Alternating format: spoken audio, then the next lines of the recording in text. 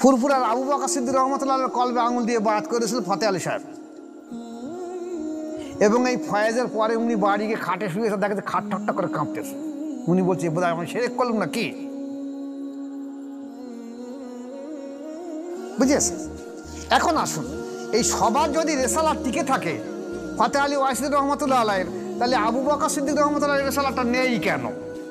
ফতে আলী রহমতুল্লাহ আলাই যে 39 জনকে খেলাফত দিয়েছে, সবাইকে নকশবন্দি তরিকার খেলাফত দিয়েছে,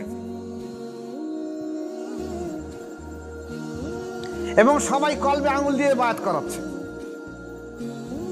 তাহলে আবু বকর সিদ্দিক রহমতুল্লাহ আলাই ফুরফুরায় উনি কেন প্রথমে চিশতিয়া তরিকা করাচ্ছে, তারপর কাদিরিয়া করাচ্ছে, তারপর নকশবন্দিয়া করাচ্ছে, তারপর মোজাদ্দেদ করাচ্ছে? নাহমাদুহু ওয়া নুসাল্লি আলা রাসূলিহিল কারীম, আম্মা বা'দু ফাআলহামদুলিল্লাহ। উপস্থিত সুধী মণ্ডলী,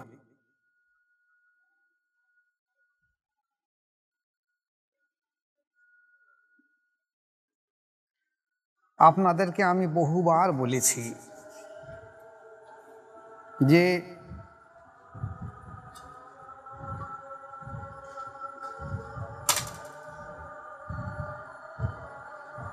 বায়াতের কথা। এই বায়াতের মধ্যে দেখা গেছে বায়াতের বহু রকম প্রকার আছে।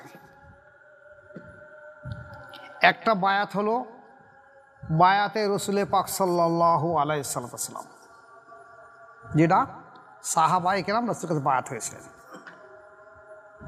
আবার কখনো কখনো রসুলে পাক সাল্লাল্লাহু আলাইহি সাল্লাম সাহাবাদেরকে নিয়ে জিহাদের জন্য বায়াত করেছে, যেটা হুদাইবিয়ার সময় হয়েছিল। আবার বায়াতে এসেছে যে হুজুর পাক সাল্লাল্লাহু আলাইহি ওয়াসাল্লাম পর্দা নেওয়ার পরে রাষ্ট্রের যে খলিফা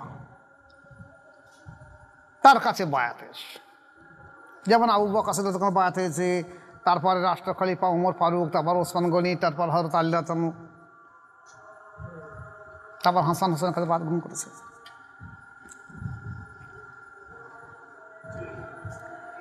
এখন এই তিনটে বায়াত সম্পর্কে কারোর কোনো আপত্তি কিছু নেই।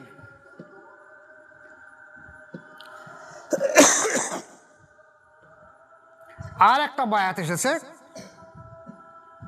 বায়াতে শায়েক বা আত্মশুদ্ধির বায়াত, নফস চরিত্র সংশোধন করার বায়াত। এবার এ সম্পর্কে আরও বহু এসেছে, আলোচনা করলে বড় হয়ে যাবে বলে আমি ছোট হিসেবেই বলে যাচ্ছি। এই 4 সম্প্রদায়ের বায়াত এসেছে। এখন খেলাফত বা রাষ্ট্রীয় বায়াত এখন আমাদের আর নেই। সেটা হলো কামালাতে নবুয়াতের সময় রসুলে পাক সাল্লাল্লাহু আলাইহি ওয়াসাল্লামের পরে হযরত আবু বকর সিদ্দিক থেকে হযরত আলী রাদিয়াল্লাহু পর্যন্ত, কেউ কেউ বলছে হাসান হোসাইন পর্যন্ত, এই কামালাতে নবুয়াতের বায়াত ছিল। তারপর আলী রাদিয়াল্লাহু থেকে বেলায়েতের যুগ হলো,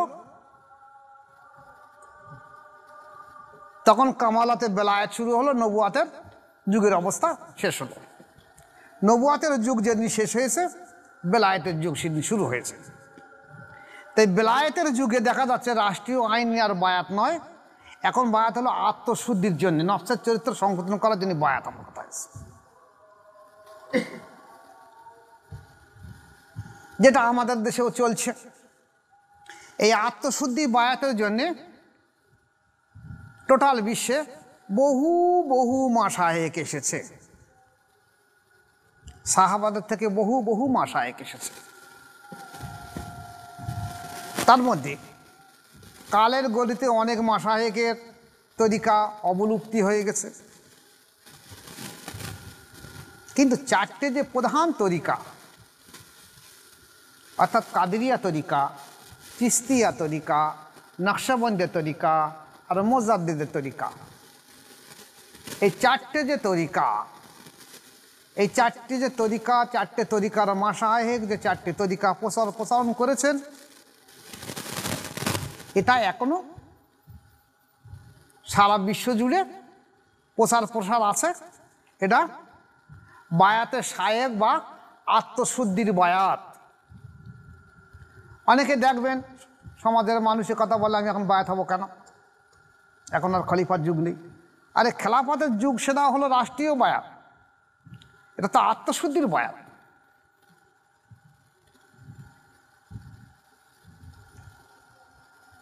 এখন এই বায়াতকে নিয়ে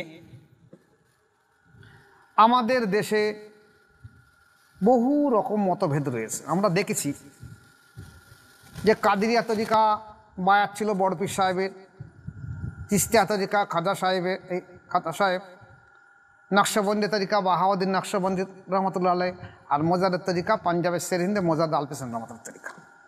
এখন কাদেরিয়া এবং চিস্তিয়া তরিকার এই দুটো তরিকার হলো জলি জেকের, জোরে জেকের। এই জলি জেকের কত জোরে করতে বলেছে? যে এত জোরে তুমি জেকের করো, তোমার পাশে যদি কোনো ব্যক্তি নামাজ পড়ে তার যেন নামাজ ভুল না হয়ে যায়।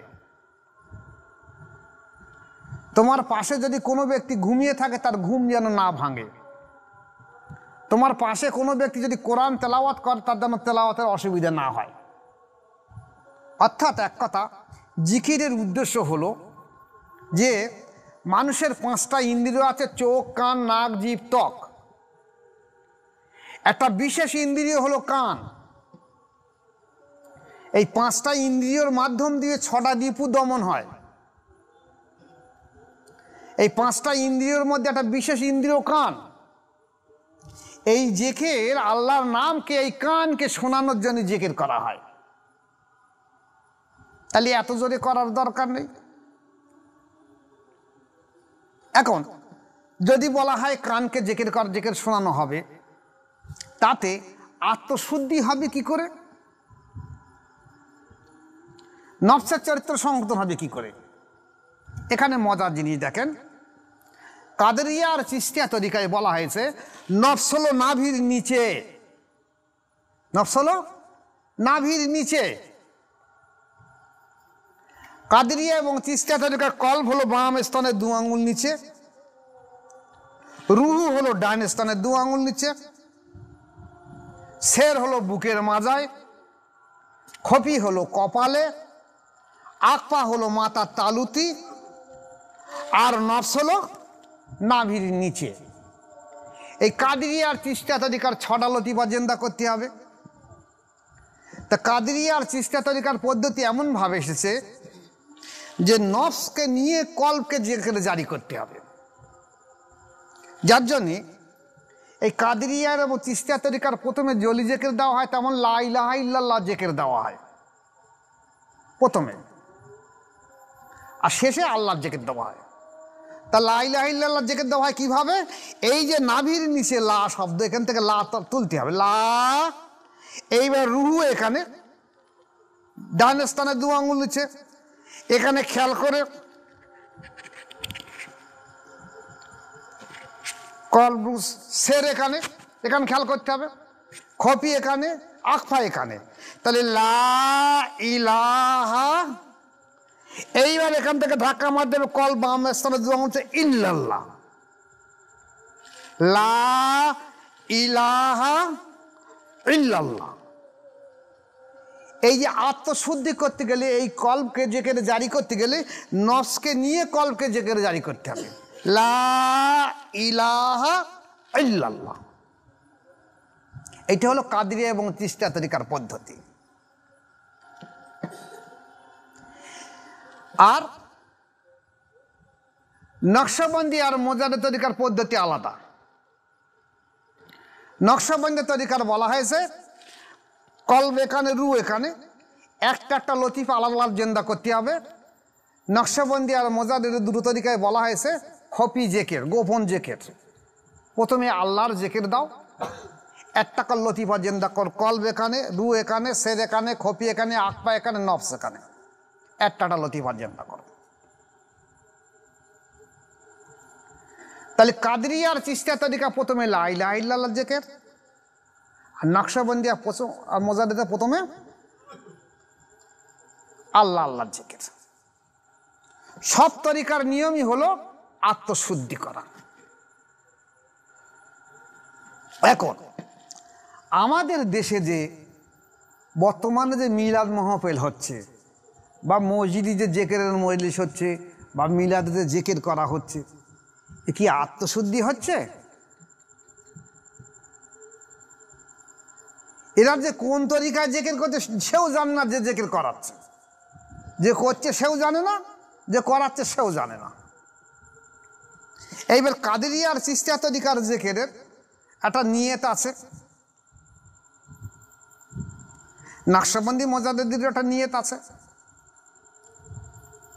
যেমন আমাদের তরিকায় নকশবন্দি মোজাদ্দেদ তরিকায় 100 বার আল্লাহ আল্লাহ জিকির করার পর দোয়া পড়তে কি পড়তে হয়? ইয়া ইলাহি মকসুদ মেরা তুহি রেজাই তেরি মুস্কো রহমত মোহব্বত মারেফান নসিবত। তেমনি কাদিয়া চিশতিয়া তরিকা একটা দরুদ শরীফ রয়েছে, জিকির রয়েছে, দরুদ শরীফ রয়েছে। তা কাদিয়া চিশতিয়া তরিকার দরুদ শরীফ তো অধিকাংশ মানুষ জানে না। এখন এরা এই যে যেখানে সেখানে মজলিসে একটু জিকির করে লাও, লা ইলাহা ইল্লাল্লাহ, লা ইলাহা ইল্লাল্লাহ। আর এ জিকিরের কোনো দলিল নেই তো, না কাদিরিয়া তরিকা না চিশতিয়া তরিকা। এরা এ কোথায় পেয়েছে? ওরা নিজেরাও জানে না কোথায় পেয়েছে। ও চলতে চলতে চলতে চলতে এইভাবে পরিবর্তন হয়েছে। ইউটিউব ঘেটে দেখবে, অনেকে আবার জেকেরের মজলিসে বাঁশে লাত পালাবে করতে বাঁশে উঠে যাচ্ছে, অনেকে আবার লাভ মেরে উল্টে যাচ্ছে, অনেকে পিঠের ঘাড়ে গিয়ে লাভ মারতেছে। চলছে না? চলছে না। কোথায় পেয়েছে সব জেকের? অনেকে গোল হয়ে জেকের করতেছে। মানে এত কোথায় এরা দলিল পেয়েছে ওটা বলতে পারবে না। ও চলতে চলতে চলতে চলতে যে যত ভণ্ডামি করতে পারে তার জেকেরটা তত বেশি পাবলিক খাবে। সেই বাংলাদেশের ফজা, সেও চ্যাংড়া দেখে বসে বসে, ফজার কমিক কিরকম হয় দেখি, এও তেমনই হয়েছে। তুমি যদি জেকের করো, যদি মনে করো আমি আত্মশুদ্ধির জন্য আমি জেকেরের মজলিস করাচ্ছি, তাহলে আত্মশুদ্ধির জেকেরের মজলিস করাতে গেলে তোমাকে কাদিরিয়া বা চিশতিয়া তরিকা এলে এই পদ্ধতির মধ্যে জেকের আসতে হবে, নতুবা জীবনে কোনো সময় নফস বা কলবে জারি হবে না, নফসের চরিত্র সংগঠন হবে না। ই করে আর সমাজটা নোংরা হয়ে গেছে।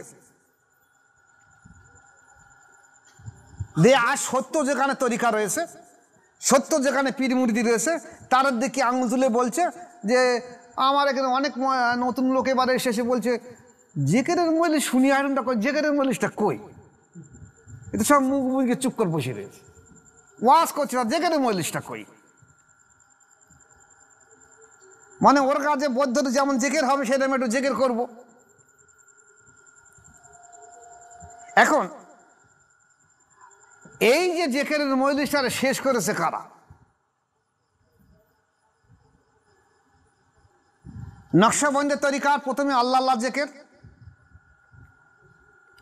আর মোজাদ্দেদ তরিকার একদম কলবি জেকের, কলব থেকে জেকের করো,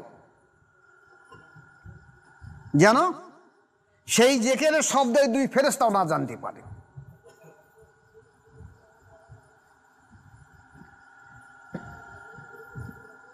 আলোচনা করতে গিয়ে হয়তো আমার বলতেও খুব খারাপ লাগছে, কিন্তু তবু প্রয়োজনের সময় বলতে হয়, না বললে সত্য ফুটে উঠবে না। যে আমাদের এই বাংলাদেশ বাংলা ভাষাভাষী মানুষের মধ্যে এ বিষ কোথায় থেকে আসলো? তরিকা তো মুছে গেছে, কেন মুছলো? নকশবন্দি তরিকা যেমন আমার পশ্চিম বাংলায় এসেছে, বর্ধমানে আব্দুল হামিদ বাঙালি রহমাতুল্লাহ আলাইয়ে মোজাররদ আলপেসানি রহমাতুল্লাহ আলাইয়ের খলিফা, উনি নকশবন্দের তরিকা এনেছে। আমি মনে করেছিলাম নকশবন্দের তরিকা বোধহয় মুছে গেছে, মানে আব্দুল হামিদ বাঙালি রহমাতুল্লাহ রেসালাত আর নেই। কিন্তু আল্লাহ পাকের অত অশেষ দয়া, অশেষ দয়া। এই যে মোজাদ্দেদিয়া টিভি, এই ইউটিউবটা চালু হবার পরে ধরুন আব্দুল হামিদ বাঙালি রহমাতুল্লাহ 400-500 বছর অতিবাহিত হয়ে গেছে, তার মানে 5-6 পুরুষ অতিবাহিত হয়ে গেছে। সেই সব জায়গা থেকে ফোন আসছে যে আব্দুল হামিদ বাঙালি রহমাতুল্লাহ রেসালাত এখনো আমাদের কাছে আছে,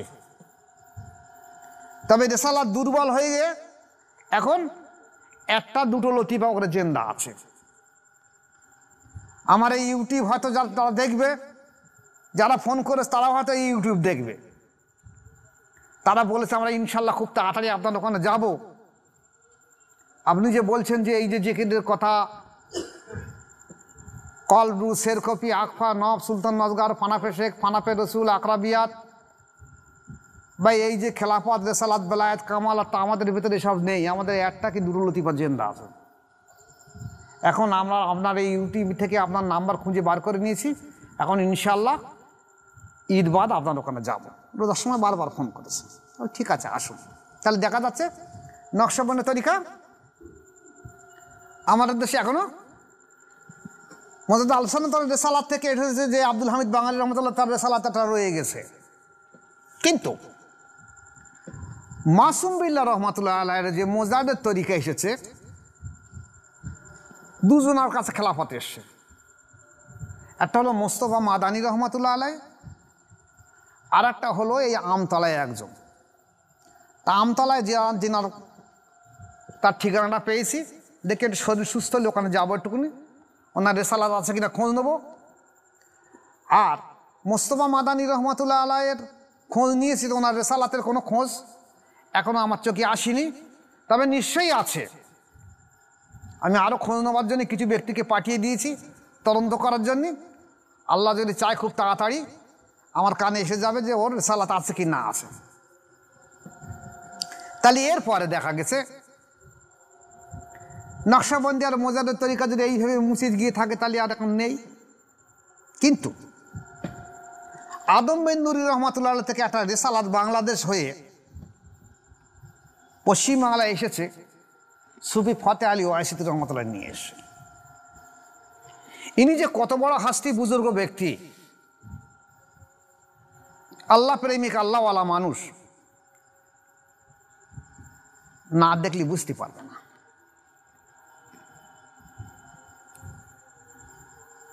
অল্প সময়ের মধ্যে, কারণ যারা তরিকা করে তারা দীর্ঘদিন থাকতে পারে না, এই যে কষ্ট, তারা আল্লাহর কাছে দোয়া করে যে আল্লাহ আমাদের তুলে নয়, সহ্য করতে পারছি না যন্ত্রণা।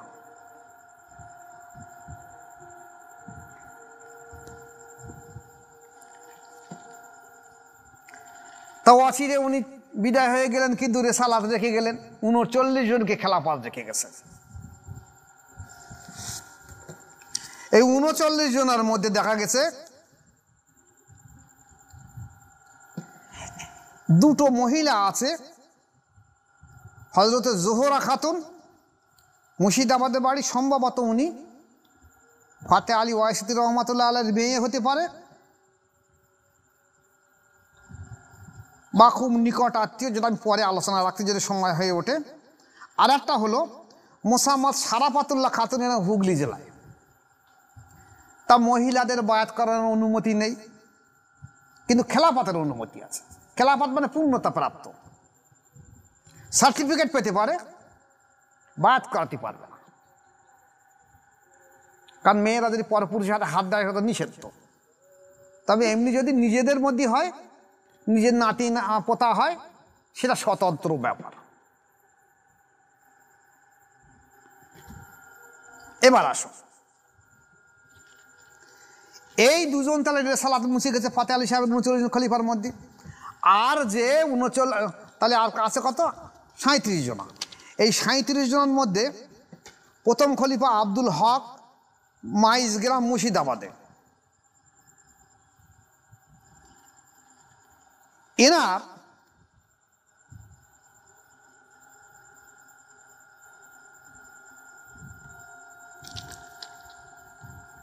বহু মুরিদ মোতাকেদ ছিল এবং তাদের রেসালাত টিকিয়ে আছে। তারাও সব ইউটিউবের মাধ্যমে আমার কাছে ফোন করেছে, হুজুর আমাদের ওই রেসালাত প্রায় মুছে যাবার তালে একটা দুটো লতিফা সব জেন্দা আছে, কিন্তু নকশবন্দি তরিকা, ফাতে আলী ওয়াসির রহমতের কোন তরিকা? নকশবন্দি তরিকা।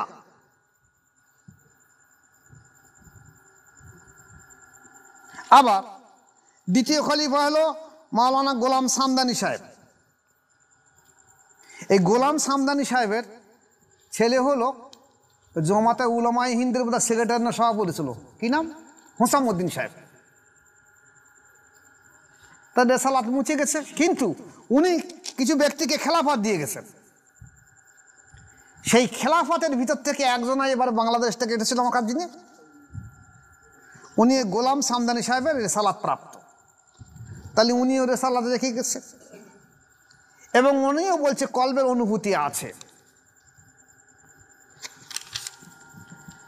3 নম্বর খলিফাটা পরে বলবো। 4 নম্বর খলিফা হলো, 3 নম্বর খলিফা হলো আবু বকর সিদ্দিক সাহেব, কথা পরে আসবে। 4 নম্বর খলিফা হলো শাহ সুফি একরামুল হক,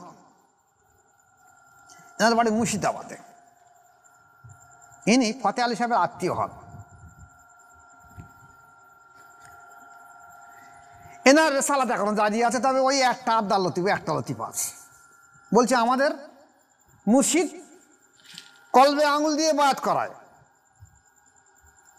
এবং একটা লতিফা জেন্দা আছে। আবার ওনার যার খেলাফত আছে, কেউ কেউ বলছে আমরা 3-4টে লতিফা মনে জেন্দা করে দিচ্ছে। আবার একটা খলিফা সে বলছে আমরা 6টা লতিফা পাচ্ছি, আর পাচ্ছি না, আমরা বাকিগুলো বলে দিয়েছি যে আপনারা সব ভাঙড়, পূর্ব কাটালিয়া, দরবার শরীফে চলে যান যদি পূর্ণতা প্রাপ্ত হতে চান, কারণ আমাদের কাছে আর নেই কিছু।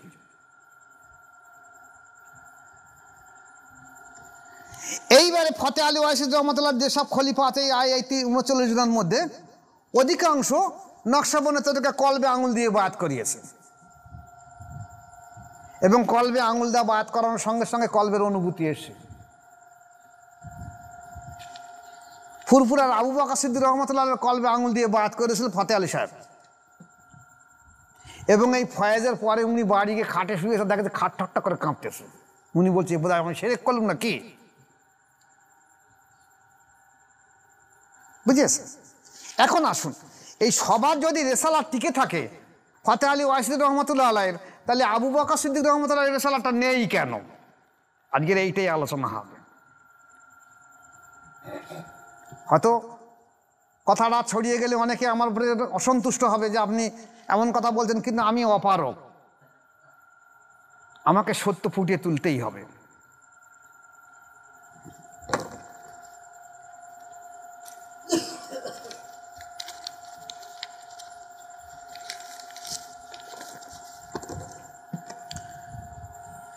ফতে আলী রহমতুল্লাহ আলাই যে 39 জনকে খেলাফত দিয়েছে, সবাইকে নকশবন্দি তরিকার খেলাফত দিয়েছে এবং সবাই কলবে আঙুল দিয়ে বায়াত করাচ্ছে। তাহলে আবু বকর সিদ্দিক রহমতুল্লাহ আলাই ফুরফুরায় উনি কেন প্রথমে চিশতিয়া তরিকা করাচ্ছে, তারপর কাদিরিয়া করাচ্ছে, তারপর নকশবন্দিয়া করাচ্ছে, তারপর মোজাদ্দেদ করাচ্ছে? কথাটা বুঝে সঙ্গে কি বলতে চাচ্ছে? ফতে আলী রহমতুল্লাহ আলাই যদি ওনার 39 জন খলিফার মধ্যে প্রত্যেকটা খলিফা যাদের রেসালাতে এখনো আছে বাংলা এবং বাংলাদেশে মিলে, পশ্চিমবাংলা ও বাংলাদেশে মিলে, আমার এই ইউটিউব বাংলাদেশের অধিকাংশ মানুষ দেখছে এবং 2 দিন পরে যখন ছাড়া হবে তারা দেখবে, এবং বাঙালি ভাষাভাষী মানুষ অধিকাংশ মানুষ এই ইউটিউব দেখবে, তাদেরকে আমি বলবো আপনারা গবেষণা করুন জিনিসটা নিয়ে, যে ফতে আলী ওয়াসির রহমতুল্লাহ নকশবন্দি তরিকার মাশায়েখ, এই নকশবন্দি তরিকাকে নকশবন্দি মুজাদ্দেদি বলা হয়েছে, কারণ মুজাদ্দেদ আলফেসানি রহমতুল্লাহ নকশবন্দি তরিকার খলিফা, এবং ওনার কাছে যে আদম বিন নুরি রহমতুল্লাহ বেরিয়ে গেছে উনি নকশবন্দি তরিকা খেলাফত নিয়ে বেরিয়ে গেছে, কিন্তু পরে যখন ওনাকে মোজাদের লোকাব দেওয়া হয়েছে, মোজাদের আলপেসানি উপাধি দেওয়া হয়েছে, তখন সেই নকশবন্দি তরিকাকে নকশবন্দি মোজাদ্দেদি বলে একটা যুক্ত করা হয়েছে। আর এই সমস্ত তরিকার নিসবতকে নিয়ে যে মোজাদের তরিকা এসে সেটা মোজাদ্দেদ আলপেসানি রহমতুল্লাহ ওনার ছেলে মাসুম বিল্লাহ রহমতুল্লাহকে দিয়েছে। তাই যদি কোনো ব্যক্তি বলে যে আমি মোজাদের তরিকার কাজ করি, তাহলে তাকে মোজাদ্দেদ আলপেসানি রহমতুল্লাহ পরে মাসুম বিল্লাহ রহমতুল্লাহ তার সিঁড়িতে নাম থাকতে হবে। আর যদি নকশবন্দি তরিকা হয় মোজাদ্দেদ আলপেসানি রহমতুল্লাহ পরে আদম বিন নূর রহমতুল্লাহ নাম থাকতে হবে আমাদের এই উপমহাদেশে। এখন কাদেরিয়া আর চিশতিয়া তরিকায় দেখা গেছে, আমি আমার এই বয়সে যত তরিকা নিয়ে গবেষণা করে দেখেছি যে নিসবত মুছে গেছে। এখনই হয়েছে কি, আমি বড়পীর সাহেবের 35তম বংশধর, আমি 40তম, আমি 45তম, আমি 100তম, ইলি চলে যাচ্ছে। একটা মানুষের মুর্দা দিল জিন্দা করে দেওয়ার ক্ষমতা নেই, হোক সে কাদেরিয়া তরিকা বা চিশতিয়া তরিকা। কিন্তু তার জিকির তো এখান থেকে নিয়ে এইভাবে এখানে ধাক্কা মারতে হবে। এই পদ্ধতি যদি না থাকে তো সেখানে তার তরিকা কোথায় আছে?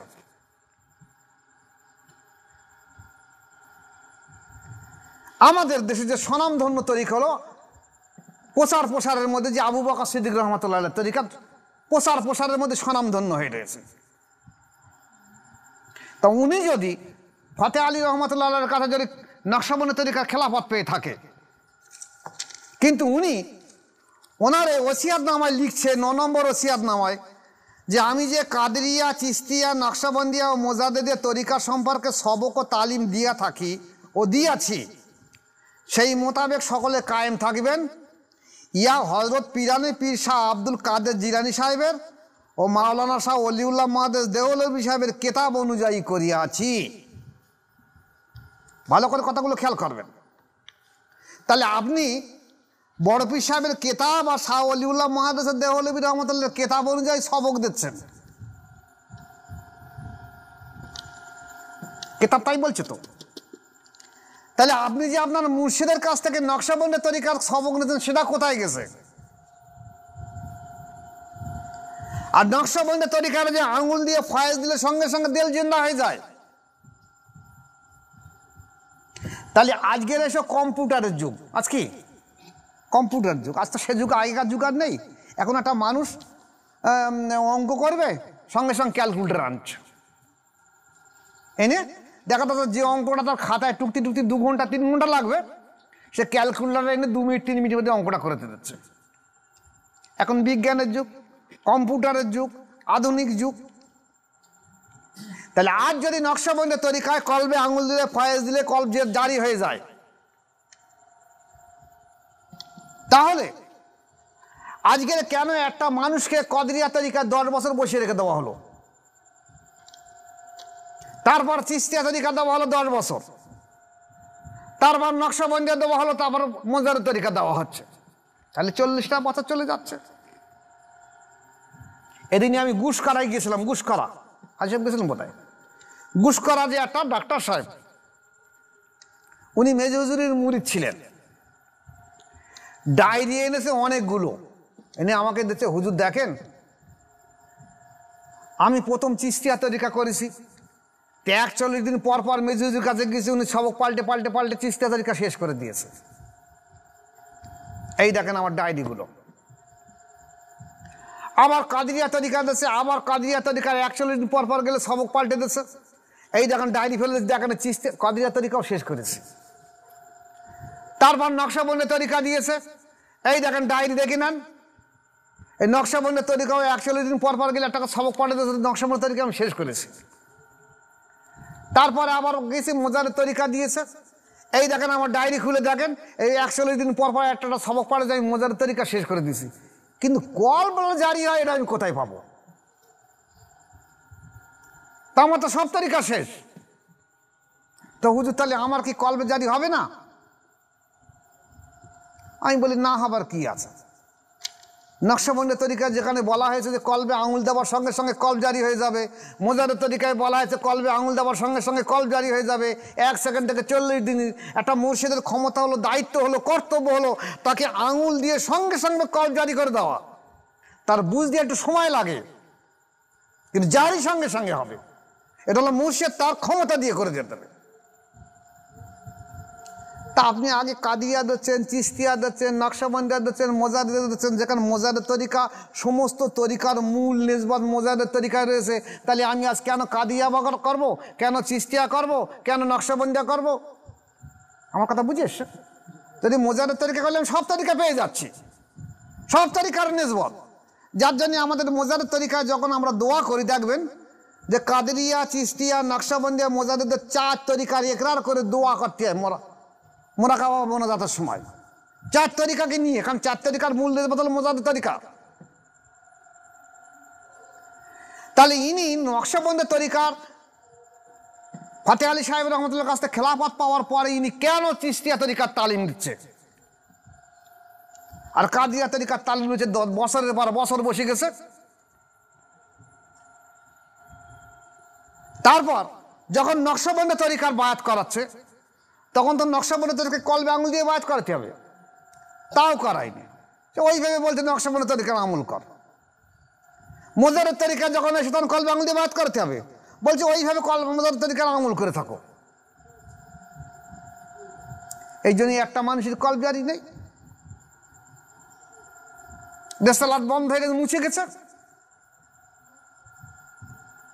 ফলে আজকের ওনার বংশধরা যারা পীর সাহেব বলে দাবিদার করছে, একটারও অন্তর জেকের জারি নেই, কারোর কাল জেন্দা নেই। আমি হয়তো ইউটিউবে বলছি, অনেকে গাত্র জ্বালা হতে পারে। আমাকে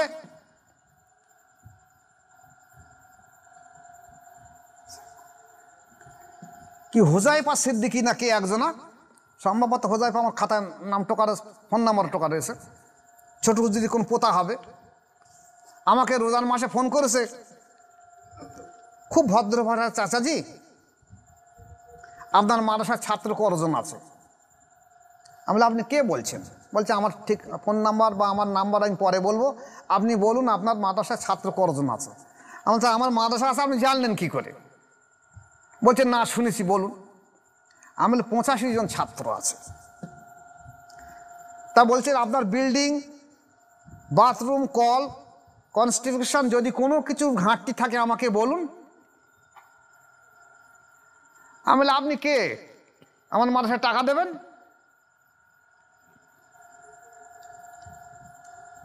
বলছি আমি হুজাইফা সিদ্দিকী।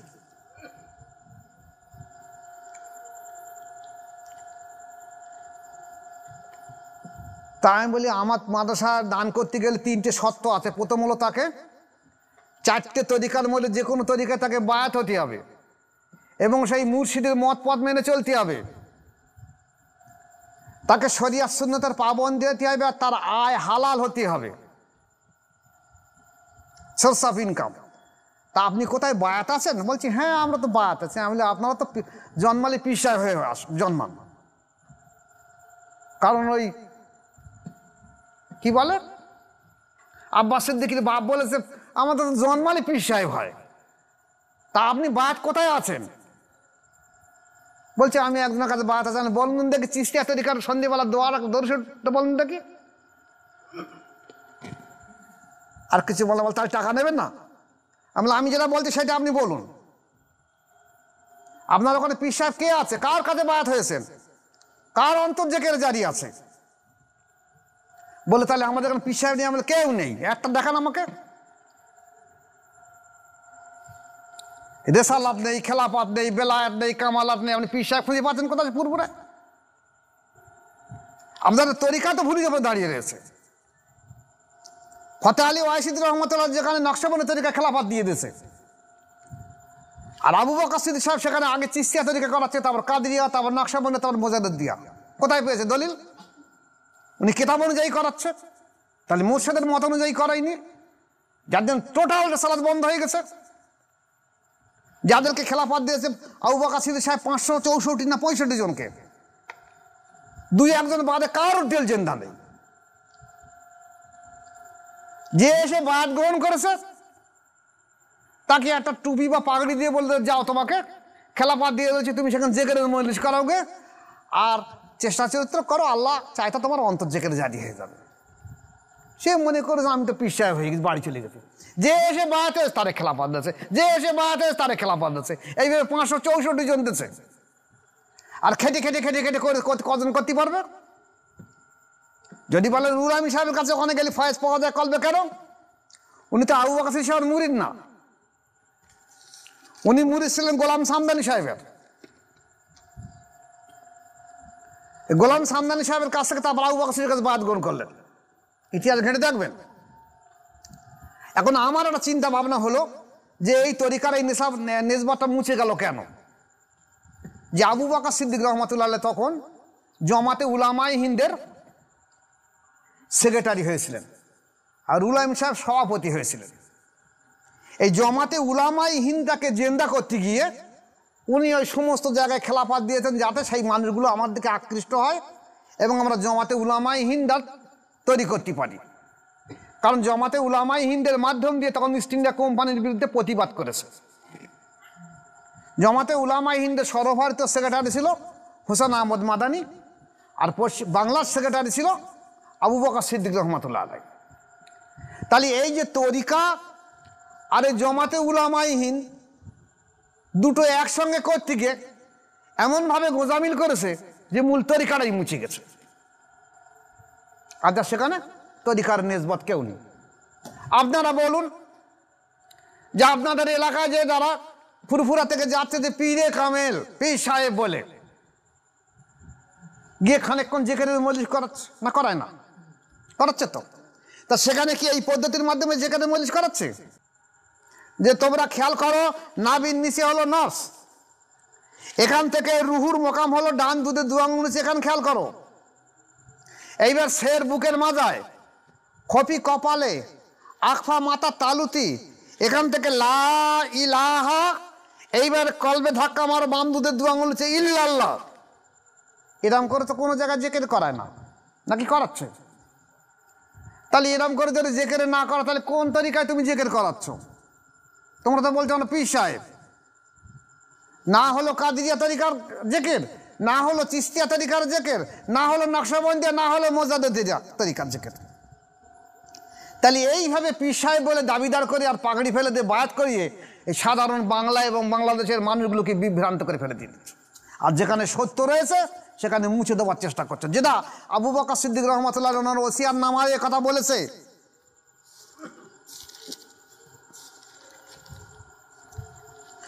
যে অনেক স্থানে দেখা যায়, যেটা 25 নম্বর ওসিয়ার নামা, যে পীরের ছেলে কিছু জানুক আর না জানুক পীর সেজে বসে, আবার মুরিদও করে, আর ভালো পীরের কাছে যাওয়ার জন্য নিষেধও করে। আমার ভয় হয় আমার মৃত্যুর পর আমার ছেলেদের মধ্যে এরকম হয় কি না হয়। মানে আগে থেকে বলে গেছে যে আমার মৃত্যুর পর আমার ছেলেদের মধ্যে আমার ভয় এরকম হতে পারে, তো হয়ে তো যাচ্ছে, আমরা দেখছি এই ওসিয়াত অনুযায়ী। আপনারা বলুন যে হ্যাঁ, এই ফুরফুরার সিলসিলার বর্তমান যারা পীর সাহেব বলে দাবিদার করছে, বাংলা এবং বাংলা ভাষাভাষী মানুষের একটা মানুষের কলবের অনুভূতি এসেছে বলুন? জিজ্ঞাসা করে দেখবেন আপনার এলাকায়। আর আপনাদেরও বলে দিচ্ছে ইউটিউব দিয়ে যে যদি কোনো জায়গায় জেকেরের মজলিস হয় এই পদ্ধতির মাধ্যম দিয়ে হয় তাহলে মনে করবেন যে ঠিক আছে, আর না হলে বলবেন ভণ্ড ছাড়া আর কিচ্ছু না, সব ভণ্ড পেট। ওরা পীর না, পীর নামের ভণ্ড, এই ভণ্ডামি করে সারা বাংলা জুড়ে চলে যাচ্ছে, শুধু মানুষের পয়সা নিয়ে চলে আসতেছে। আমি সেদিনে ওই ভাই সাহেবকে বলেছিলাম যে আপনি দান করবেন কেন? বলছেন না আমার ইচ্ছা দান করব। আমি অন্য অন্য জায়গায় দান করবো, এখন করতে হবে না। আপনারা দান করবেন কেন? আমাদের এই এলাকায় যে জলসাগুলো হয় সেই জলসাগুলোই দেখা যায় 1 মাস 1.5 মাস 2 মাস 3 মাস ধরে ভিক করা হচ্ছে, চাঁদা তোলা হচ্ছে। সে সুদখোর, ঘুষখোর, মদখোর, তাড়িখোর সব পার কাছে টাকা পয়সা নিয়ে সেই ভিক্ষার টাকা এক জায়গায় জড়ো করে সর্বপ্রথম 30 কি 40 কি 50,000 টাকা আপনাকে দেওয়া হচ্ছে। তাহলে ভিক্ষের চালির টাকা নিয়ে আপনি মজুরি নিচ্ছেন, আর আপনি ওই টাকায় আবার দান করে দেবেন, ওই দান কবুল হবে। যেখানে আবু বকর সিদ্দিক রহমাতুল্লাহ আলাইহি ওসিয়াত নামায় বলেছে,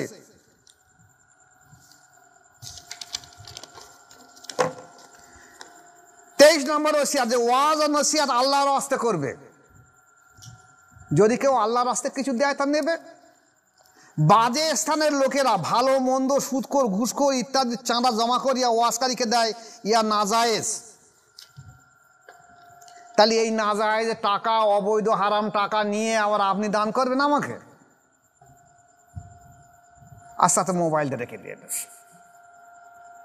আমি সঙ্গে সঙ্গে তার নাম্বারটা আমার খাতায় টুকে দিলাম, দেখলাম এই না।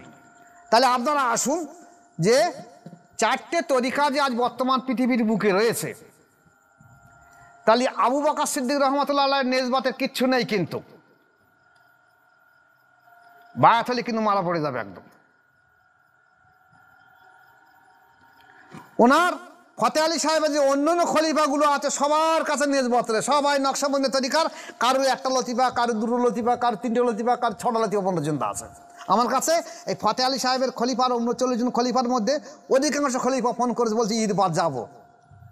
অন্তত 100 জন ফোন করেছে বাংলাদেশ থেকে। কেউ পীর সাহেব হয়েছে, বলছে আমার 6 লতিফা, আমি তো খেলাফত রয়েছে, আমার পীর সাহেব বলছে আমার 6 লতিফা রয়েছে, আর কিছু নেই, তুমি অন্য জায়গা থেকে বায়াত গ্রহণ করো। এবং ইউটিউব দেখে দেখে বলছে তোমরা ভাঙো, পূর্বকাণ্ডে খানকা সাহেব এখন চলে যাও, দরবার সাহেব চলে যাও। এরকম অন্তত 50 থেকে 100 জন আমার কাছে ফোন করেছে যে হুজুর আপনি বাড়ি থাকবেন, আমরা যাচ্ছি। এই আজকের ফোন করেছে উত্তর দিনাজপুর থেকে, এই সুফি ফতে আলী ওয়াসির রহমাতুল্লাহ নেসবতের একজন। সে বলছে আমি বৃহস্পতিবারে ট্রেনে উঠি, শুক্রবার সকালে আপনাদের এখানে পৌঁছে যাব। নদিয়া থেকে ফোন করেছে যে আমরা রবিবার সকালবেলা ট্রেনে উঠে আপনার দুপুরের মধ্যে এখানে পৌঁছে যাব। আমরা জোনখুড়ি হাফেজ কারি মাওলানা মুফতি যাচ্ছি, আমরা এই ফুরফুরা সিলসিলায় কাজ করি। তা আপনি বলছেন কল জারি হয়, আমাদের কিছু বুঝতে পারেন সব কিছু। এখন জিনিসটা কি একটু বোঝা শোনার জন্য, এবং যদি প্রয়োজন হয় বায়াত গ্রহণ করে দেবো। এই ঈদের পরে দেখা যাচ্ছে সেই ডায়মন্ড হারবার থেকে একটা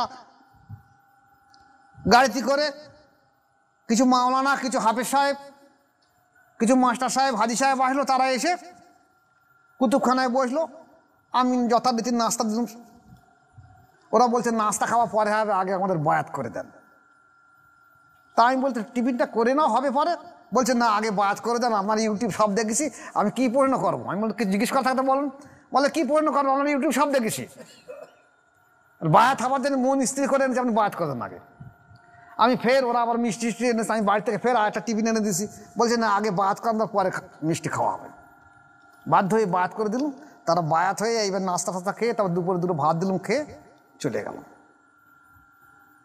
তারপর দেখা যাচ্ছে নদিয়া থেকে হরিণঘাটা, ওই একই দিনই হরিণঘাটা থেকে 5 জন ব্যক্তি আসলো। এসে আমার কাছে বায়াত হয়ে বলছে, আমি তোমার খোঁজ পেলে কোথায়? তা বলে ইউটিউব দেখে আসছে। ওই দিনই দেখা যাচ্ছে উত্তর 24 পরগনার বাজুড়িয়ার এখান থেকে 2 জন ব্যক্তি এসে, একটা মাওলানা মসজিদের ইমাম সাহেব, তার সঙ্গে আরেকজন এসে, তারা হয়তো আমরা ইউটিউব দেখছে। বলছে আমি প্রত্যেকে ইউটিউব দেখি। তারা এসে বায়াত হওয়ার জন্য বলছে ইউটিউব দেখে আসছে। বলছে আমরা ফুরফুরা সিলসিলা ভক্ত, কিন্তু অন্তর যে যেখানে জারি করে আপনি যে বলছেন, এটা আমার তো বুঝে আসে না। এখন সত্যিকারের অন্তর যেখানে জারি হবে তো? আমি বলি না হয় আপনি 40টা দিন কাজ করুন। বলে তাহলে আমরা এতদিন ধরে জীবনটা নষ্ট করালাম কেন? আমি বলি দেখুন, এই যে অন্তর যদি কারো যেখানে জারি না থাকে, সে আরেকজনকে দেবে কি করে? আরে আমার কাছে আলো না থাকলে আমার একজনকে আলো দেওয়া ধার দেবো কোথা থেকে? আমার জমি থাকলে একজনকে 5 কাঠা জমি দান লিখে দিতে পারি, আর আমার যদি না থাকে তো আমি কি লিখে দেবো? আমি যদি বলে যে যাই এই যে এই মাঠটা সব একজনের নামে লিখে দিন, আমার জমি নেই মাঠে কিচ্ছু, তা কী লাভ হবে তাতে? আমার থাকলে তো কাজ দেবো, তা না নি বলে এই অসুবিধা হচ্ছে। তো অনেকে বলতে তাহলে সত্যিকার বর্তমানে পূর্বের কেউ কারোর কিছু নেই, এমন না, কারোর কিছু নেই। আর অধিকাংশ নামাজ কালামও পড়ে না, অধিকাংশ দেখবে যেখানে জলসা যায় সকাল হয়ে গেছে, আজান হয়ে গেছে, বলে টাকা দাও আমি গাড়িতে নামাজ পড়তে যাবো। আমাদের এখান থেকে কি হয়েছে, জলসার দিনে কি হয়েছে?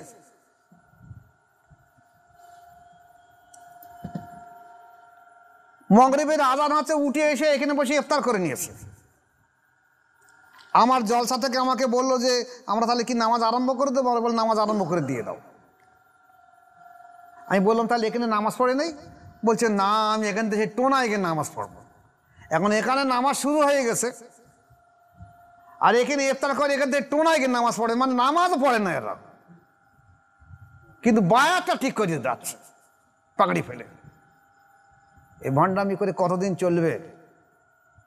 কোরআন বলছে ওয়াকুল জাল হক্কু আজাকাল বাতিল ইন্নাল বাতিলা কানা যাহুকা। সত্য যখন ফুটে উঠবে মিথ্যা এমনি দূরীভূত হবে। আল্লাহ বলছে আমি ওয়াদা করেছি মিথ্যাকে নিশ্চয়ই ধূলিসাৎ করে দেবো, ধ্বংস করে দেবো। তাই এখনো সাবধান হয়ে যান, যদি কেউ এই ভুলের উপরে দাঁড়িয়ে থাকেন সাবধান হয়ে যান।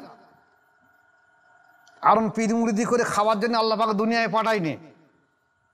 এটা নবী পাক সাল্লাল্লাহু আলাইহি ওয়াসাল্লামের রিসালাত বা বেলায়েতের অংশ, যার দায়িত্ব হলো একটা মানুষের মুরদাদেরকে জিন্দা করে দিয়ে তার আল্লাহ পাকের সঙ্গে পরিচয় করে দেওয়া।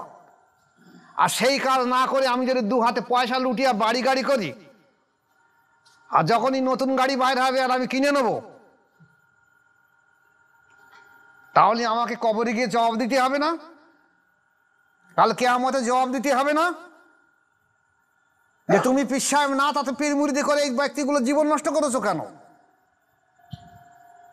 তাই এখনো যারা এই ভুলের উপরে দাঁড়িয়ে আছেন তাদেরকে আমি অনুরোধ করছি হাত জোর করে যে আপনারা যদি নকশবন্দি বা মজার তরিকার কোনো মাসায়েক পান সেখানে বায়াত গ্রহণ করুন, আর না হলে এই ভুল কাজ করাবেন না, মানুষকে বিভ্রান্ত ধ্বংস করে দেবেন না। আর যারা কাদিরিয়া চিশতিয়া তরিকার অনেক মাসায়েক আছে, তারা আবার গলা ফুটিয়ে বলছে কি যে আমরা বড় পীর সাহেবের এই 37 পুরুষ 40 পুরুষ 100 পুরুষ, খাদা সাহেবের এত পুরুষ, আমরা আমাদের কাছে বায়াত গ্রহণ করতে হবে। আবার তারা এত নিখুঁতভাবে মানুষের মধ্যে ধোঁকা দিয়ে দিচ্ছে, বলেছে দেখো এই যে অলির বংশ ছাড়া কেউ জান্নাত পাবে না, অলির বংশধর হতে হবে। ফুরফুরানরা বলছে আমরা আবু বকর সিদ্দিকের বংশধর, আমরা এখানে বায়াত হয়ে চলো। একটা বার খেয়াল করলো না, কান খাড়া করে খেয়াল করে নেবেন। যদি পরের দিন কোনো ইউটিউবে দেওয়া হবে তো ইউটিউবের মাথায় এটা দিয়ে দেওয়া হচ্ছে যে রাসূল পাক সাল্লাল্লাহু আলাইহি ওয়াসাল্লামের আগে কোন নবী এসেছে।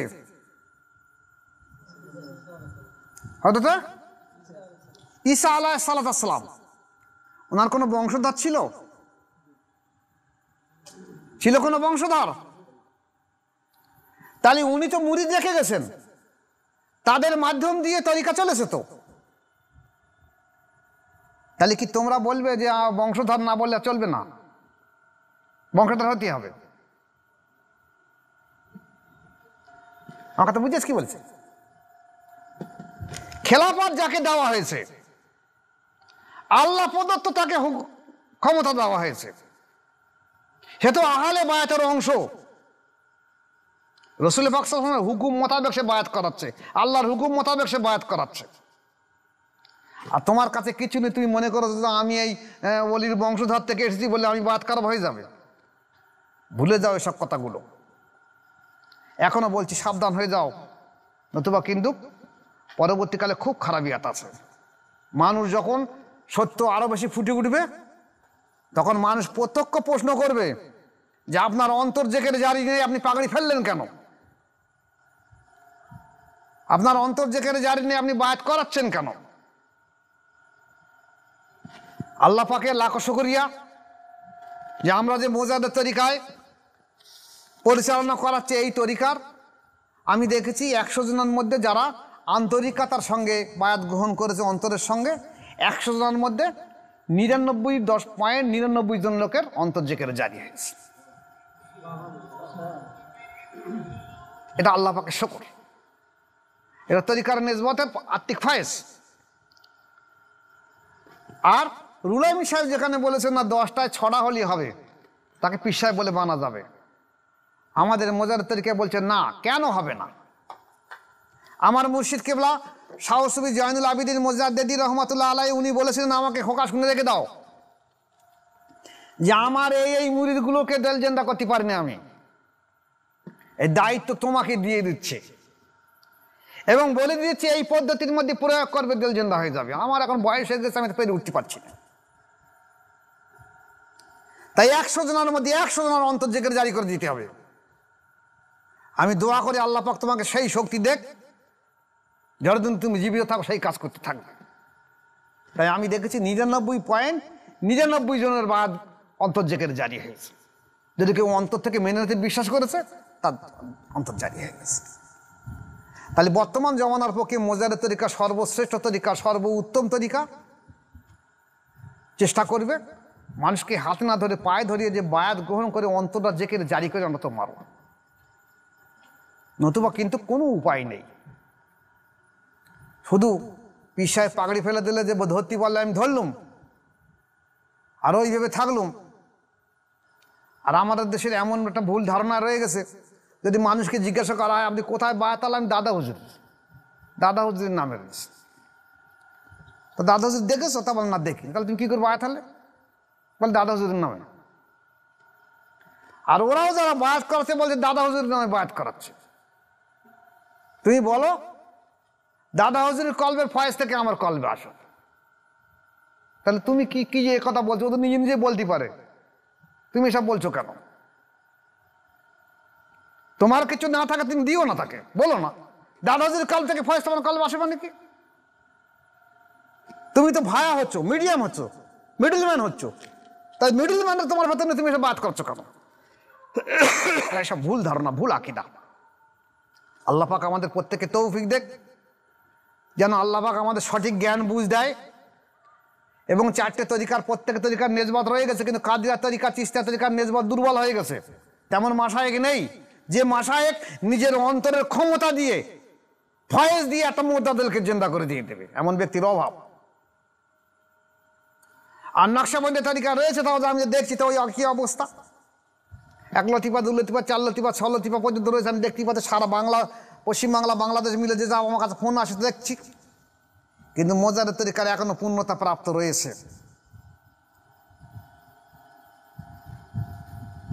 আর এই পূর্ণতা প্রাপ্ত আমার মুর্শিদ কেবলা বলছে তোমাকে আমি, তোমার দাদা পীর আব্দুল হাকিম রহমতুল্লাহ তোমাকে এখানকার বেলায়েত দিয়ে তোমাকে পাঠিয়ে দিয়ে দিয়েছে।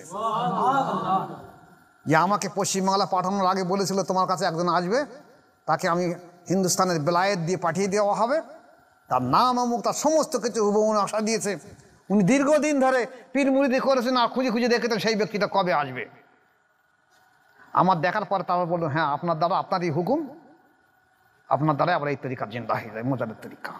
তা আজ আমি দেখতেছি যে হ্যাঁ আল্লাহ আমার মুর্শিদের সেই কথা যেটা আব্দুল হাকিম রহমতুল্লাহ বলেছেন এবং যে হাল অবস্থা আমার কাছে আসছে, আমি দেখছি যে হ্যাঁ সারা বিশ্ব জুড়ে যেখানে বাঙালি আছে সেখান থেকে একটা আওয়াজ উঠেছে যে মোজারের তরিকা আছে, যে তরিকার মাধ্যম দিয়ে অল্প সময় অন্তরে অনুভূতি আসে, যার জন্য বিশ্বের এই প্রান্তরের ও প্রান্তরের বাঙালিরা যেখানে যখন আছে, যারা আছে অধিকাংশ খানকায়ে মোজাদের দেওয়া পূর্ব কাঁটিলের দরবার শরীফের নাম জেনে ফেলেছে। আমার এলাকার লোক গালাগালি দেখ, হিংসা করুক, ঘৃণা করুক, কিন্তু বিশ্বের যেখানে যত বাঙালি আছে তারা জেনে গেছে যে হ্যাঁ ভারতবর্ষের বুকে পশ্চিমবাংলায় 24 পরগনায় ভাঙড় বলে একটা থানা আছে, সেই থানায় পূর্ব কাঁঠালিয়া মোজারের তরিকার একটা দরবার শরীফ আছে এবং সেখানে গেলে মানুষের মোর্দাদিল জিন্দা হয়। এটাই আল্লাহ পাকের লাখ শুকরিয়া। আমিও চিন্তা ভাবনা রেখেছি যে যতদিন জীবনে বেঁচে থাকবো চেষ্টা করব যাতে মানুষের বেশি পরিমাণ অন্তর জিকির জারি করে দেওয়ার। আপনারা চেষ্টা করবেন যে পাশাপাশি প্রত্যেকটা মানুষকে দাওয়াত দিয়ে যেন ঈমান নিয়ে দুনিয়া থেকে বিদায় হতে পারে। আমিও দোয়া রাখি আল্লাহ পাক সবাইকে কবুল করুক। যারা আমার এই ইউটিউব যেসব মা বোনেরা বাপ ভাইরা দূরে বসে দেখবেন বা দেখেছেন, ভাইরাও দেখবেন, তাদেরকে অনুরোধ যে আপনারা যদি বায়াত গ্রহণ করে থাকেন তাহলে সঠিকভাবে কাজকাম করুন, আর যদি বায়াত না হয়ে থাকে তাহলে বায়াত হয়ে নেন। আল্লাহ আমাদের প্রত্যেক ভাইকে যতটা আলোচনা করেছি জানা, বোঝা, শোনা এবং এর মোতাবেক আমল করার তৌফিক দেখ। সবাই বলে আল্লাহুম্মা আমিন। আসসালামু আলাইকুম ওয়া রাহমাতুল্লাহি ওয়া বারাকাতুহু।